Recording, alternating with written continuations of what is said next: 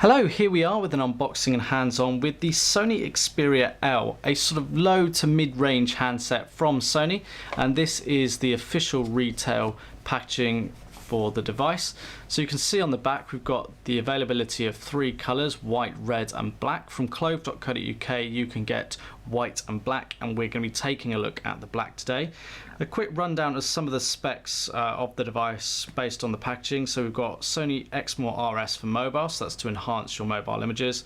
We've got DLNA, we've got PlayStation certification, NFC, Android, Wi-Fi, HDR on the camera, a front-facing camera, 8 megapixel rear camera, we've got a 4.3 inch display, and we've got a 1 gigahertz dual-core processor.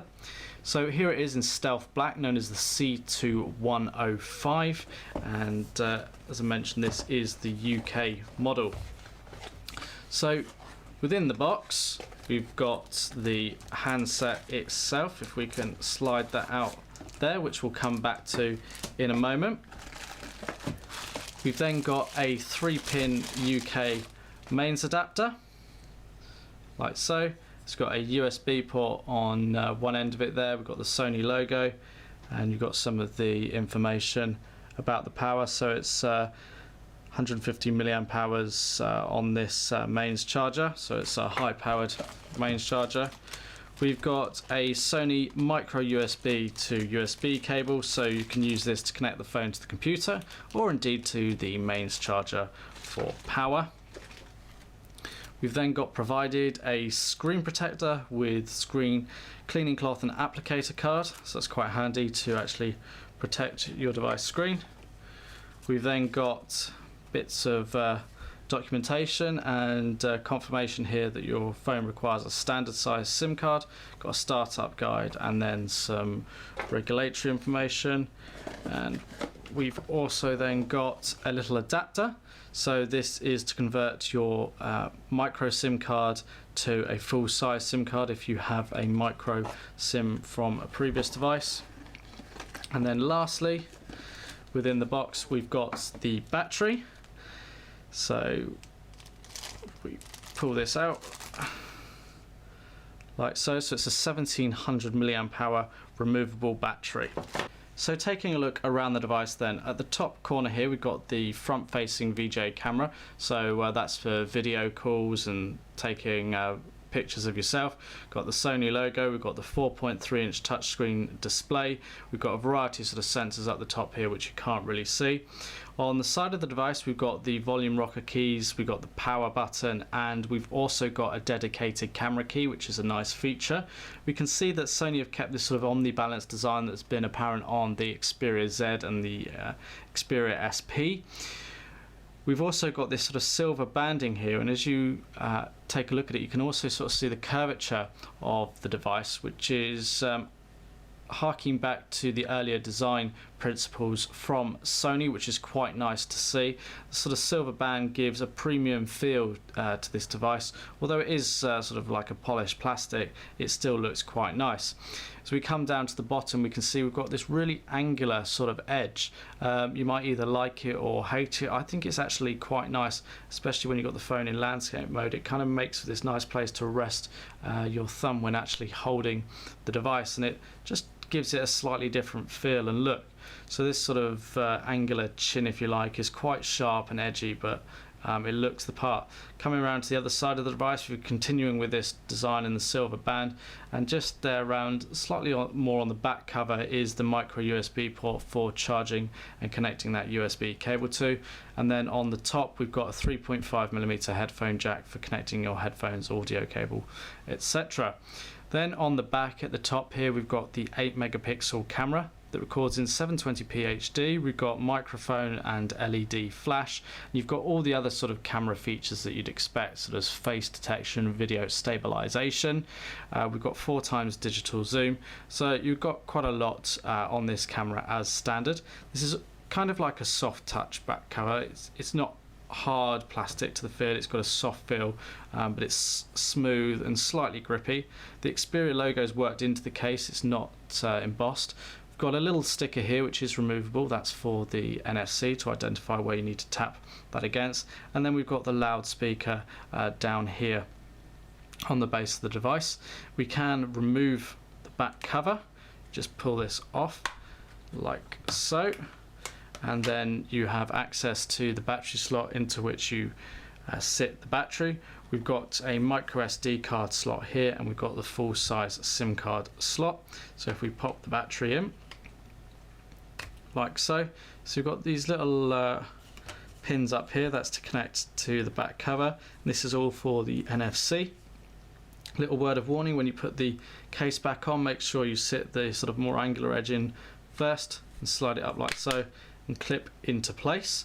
So we're just going to power this on, and we'll run you through the software in a moment. But let's also take a look at some of the other specs. So it's a 4.3-inch screen with a resolution of 854 by 480, so it's by no means the highest resolution display, but it is a mid-range sort of handset, so it does actually serve a purpose and it works quite well, but it will conserve battery life with that lower resolution. So you've got the micro SD card slot that'll take 32 gig memory cards. You've got 8 gig of internal storage, but do bear in mind that's before we take into account the OS, which we'll come on to in a moment.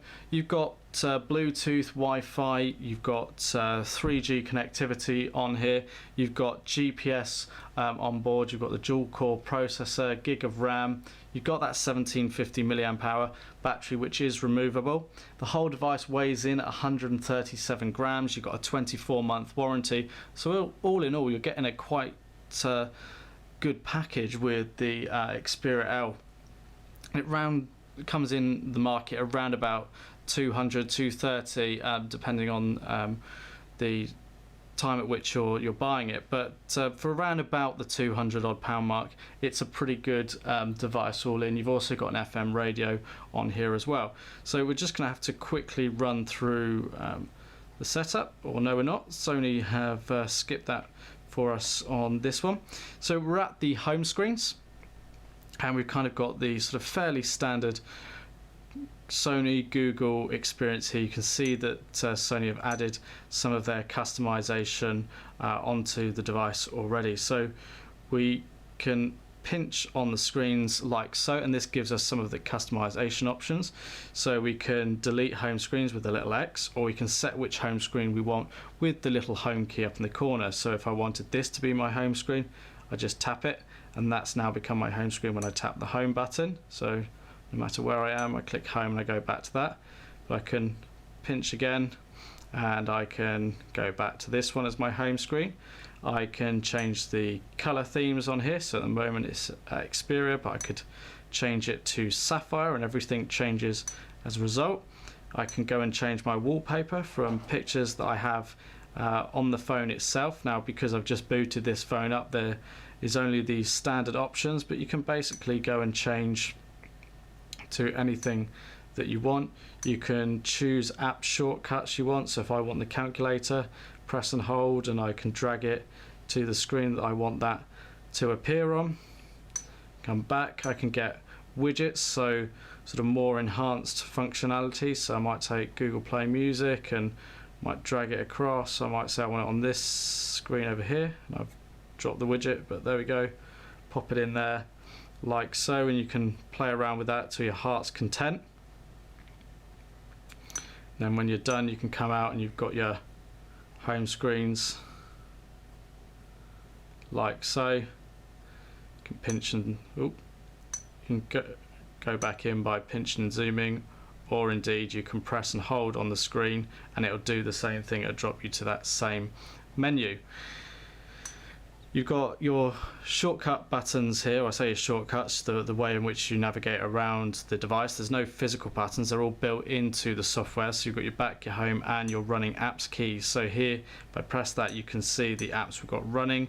I can access into the movies. I can press and hold that, and I can go back to the home screen. Press, hold that, and I can close apps off like that as well. So we've got the phone dialer here, sort of fairly standard, but being a Google Android device, this will sync up to your Google contacts. It'll read your SIM card contacts as well. Always worth backing them up online though for safekeeping. You've got your standard sort of messaging, which you'd come to expect. So I can start a new message, add a recipient, start typing the message out on the keyboard here. So we're working in portrait mode, but we can also orientate in landscape as well and write the message. And this is where the L for me actually sort of stands out. This sort of design, we love or hate, actually acts as kind of like a nice little place to just grip the phone. It just kind of feels quite nice. It's not too heavy. It's quite well balanced all in all with that. So we go back into this mode here, we can add pictures, or we can actually take a picture using the camera, and then we've got other effects to add a note or a doodle like so. You can add your location or an address, so you've got nice little additions that you can add to your text message there. And if you click in here, you'd obviously import your contacts, and your contacts, you've got different favorites or groups, which is all useful for navigating quicker to those that are important to you. Now, being a Google Android device, you've got access to the Play Store. Now, we haven't set up our Google accounts yet on this device to be actually able to show you that, but it's sort of fairly standard. You've got a lot of the Sony services here, so they call it Walkman, Album, Movies, and Sony Select. The Walkman is basically your music player. You've got your Album, which is essentially your gallery for your images. So these are some of the images that are pre-installed on the phone, and that includes video as well. So let's just click into one of these and give you an idea. Now, the colours are actually coming out quite well on this screen. We haven't really played around with the screen brightness as yet, but that's kind of quite nice. They're actually available for viewing in portrait and landscape mode, and considering the lower resolution, the images appear quite nicely on screen. Now, I don't know how well you can see this as well, but as I flick through the images, there's a little notification light that's changing in colour, and that's designed to sort of reflect the theme of the image that you've got on screen, and it's kind of harks to the SP sort of design, where they have the illuminating bar, albeit it's not a full bar on here, just a little notification light. Let's just play back some footage on screen to give you an idea of the colours. There's a bit of reflection here.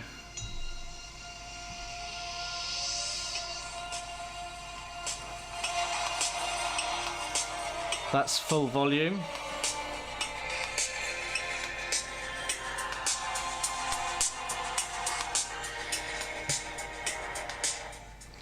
Now, one of the small dangers, although it's not that big an issue, is because of the speaker location. If you're holding it, your hand could muffle the speaker a little bit, but it's quite big, so even with your finger across it, some sound still gets out. Just a consideratory factor there. So playback on there is quite good.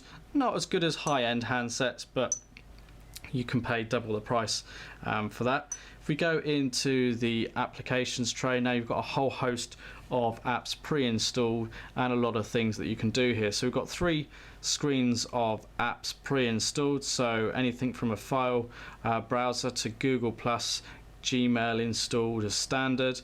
You've got Smart Connect, which is Sony services that automatically does things. So for example, if you connect a set of headphones, you can get it to automatically launch your music application. Got Sony Music Unlimited, which is their music streaming service. You pay a monthly fee for.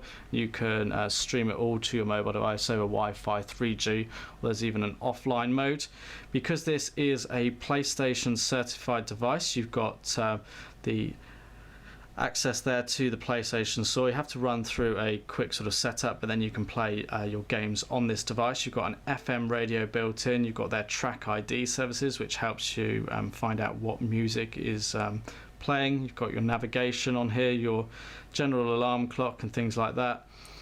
You've got your contacts, you've got other utilities such as your calculator, your downloads, and your barcode reader there. Notes, your calendar, which can sync up to your Google account, of course. You've got Facebook and YouTube pre-installed on here as well. We'll come to the camera in just a moment. You can actually change the order in which the applications display. So by dropping down from this menu, you can change it all about. And this is in your own order. If you want to actually change it around, you just sort of drag your app up to where you want it and put it in place, and I've dragged it on top there of another app, and you can actually create a folder, but if I cancel that it'll move it back. But if I just go up here like so, I can pop it up there and it moves everything about. You can search for apps if you've got quite a lot, and it'll bring up the best results. I can then choose to uninstall, share or customize. So you know, I can click share, and well, it's not going to allow me to do that because I haven't got an internet connection, but essentially it'll tell you which ones you can share with friends and family, and basically sends off links to them. Let's take a look at the camera. So as we said, we've got an 8 megapixel rear facing camera on this device. So immediately you're presented with a camera shutter button and a record button, so you can access that from one screen, no flicking between different apps for that. You might have noticed the pop-up said that we can use the volume controls for zooming in and out, so you can press on there and I get my 4x zoom. So that's quite handy. A bit awkward potentially when you're actually recording and having to do that. You have to be careful where you place your finger. You can see mine's coming into shot a little bit there.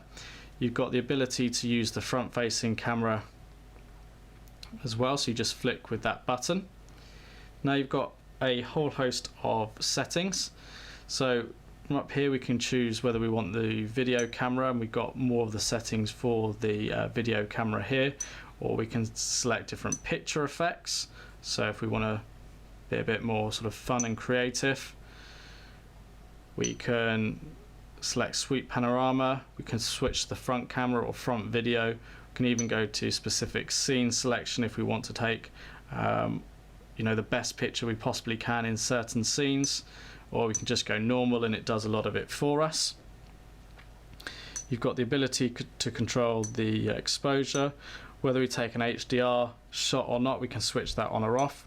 We can control the flash, whether we want it automatically, fill flash, off, you get the idea. And then you've got more settings around the images, so we can control the resolution, we can go in and have a self timer if we choose, we can control the HDR, the ISO, the image stabilization again. So there's quite a lot of settings. You've got white balance, metering, geotagging, touch to capture whether there's a shutter sound. And as we mentioned, you've got a dedicated camera button, so you can press that to actually take the image. You've got to press it down for a second or so and it captures it. We can start recording the video. Here we go, recording video. You can also take stills at the same time. Doesn't make a sound or affect the video in any way, so it's recording at the same time. Then we can click up here to go into the gallery. It's played straight into the video that we recorded, but we can then view the gallery back. If I come back a screen and we can flick through, there's the image we took as we were recording video. And then there's just the normal images that we captured. We can scroll down from the top and we've got a quick access to some of these settings, so sound, Bluetooth, Wi-Fi, or of course we can go into the full settings, but you would get notifications up here of emails, text messages, etc. So got the Wi-Fi off. I'm just going to actually switch that on and connect up to a network so that we can show you the web browsing. Let me just enter the password. Right, so that's connecting to the network there. So you can see how you've got the ability to view all your wireless networks. You've got more settings, including Wi-Fi direct. You can add a network directly if you want as well. Let's just come back at this screen. Got Bluetooth, you've got a data usage monitor. So if you've got a data tariff on your SIM card, you can actually set your limits and things like that, and be able to sort of customize it so you get warnings, and basically make sure that you don't go over your data usage. Got all your sort of cool settings, your sound. Let's go into the display, so you can turn on the auto rotate screen, which we've got automatically. You've got brightness controls, so it's set to automatically adjust to the brightness, but we can change that up to full, and that will improve the clarity of the screen. We can change the font size, so if you're sort of perhaps hard of sight, you can change it to make it a little bit better. We've got the theme settings as well here that we've already looked at from the home screen, which you can access yet again. You've got your storage options here. So the memory on this phone is kind of split. There's 8 gig of internal storage, but it's split down. So one partition is 1.57 gig, of which 1.3 gig is available. And then you've got another partition at 4 gig, of which 3.77 gig is available. So out of the box, you've got nearly you've just got just over 5 gig available to you, which is quite good. And if you have an SD card in, it would come up and tell you what the memory is on that as well. You've got power management. So being a lower resolution screen, you should get pretty good life out of the battery. It's quite a big battery on here as well. But you've got stamina mode from Sony, which you can switch on, and that should enhance the life that you get out of your battery. So it disables services when the screen is off, so that's things like data or active connections. It just turns those off to basically save any power it can. You've got access to all your apps, so you can control them from here. You've got Xperia, so a bit more about the PlayStation certification here, whether you turn on screen mirroring and things like USB connectivity. You've got location, security, languages, backup, reset. You kind of get it all. You can add your accounts, your Google accounts, your Facebook. Then let's just go about phone. So you can see that this is the C2105 running Android version 4.1.2. So it's not the very latest version of Android, but it's pretty up to date, and Sony are committed to rolling updates as quickly as they can. So that's kind of really it. That's the Sony Xperia L. Be sure to check out clove.co.uk to purchase yours, and blog.clove.co.uk for more information and a review. Thanks for watching.